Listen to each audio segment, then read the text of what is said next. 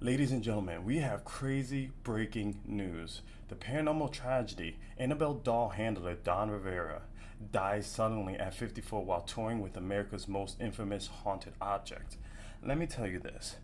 When Lorraine Warren warned us, saying that this doll should not be messed with, this is a real apparent reason why.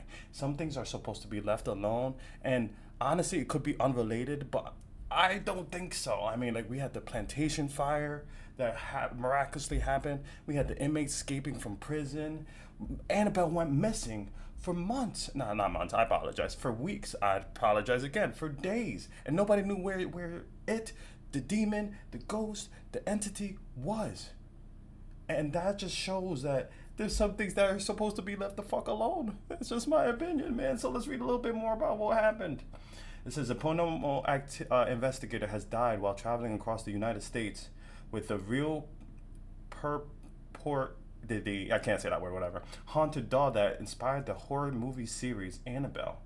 Don Rivera, 54, died of unknown causes. Yeah, rest in peace, Don. On Sunday, while handling the doll known as America's most haunted object. There's a reason why it's the most haunted. Should be left alone. Should have left it in Ed and Lorraine's Warren's house. You should have done it. But I'm just saying, it's a thing. What else is it says? The Annabelle doll reportedly wreaked havoc on a family in the 1970s and inspired a horror movie series. If a doll gets a movie series, what does that tell you? It even got a spin-off just called Annabelle. I'm just saying. I know what things not to touch or worry about. If it says evil, like, look at the case. It says positively do not touch.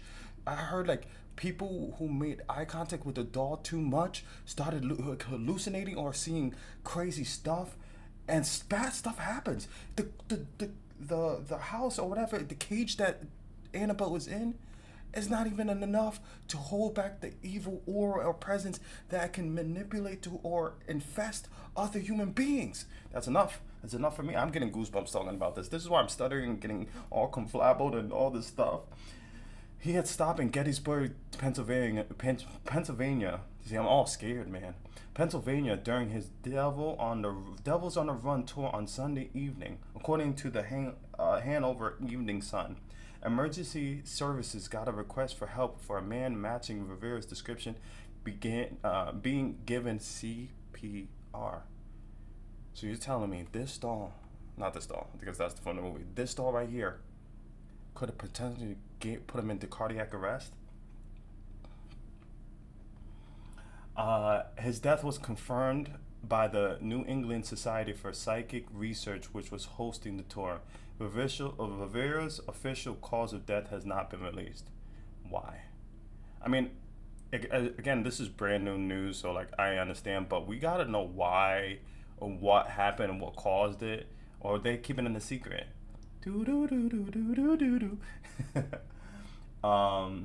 The investigator has been remembered as a beloved friend who was passionate about educating others of the paranormal activity.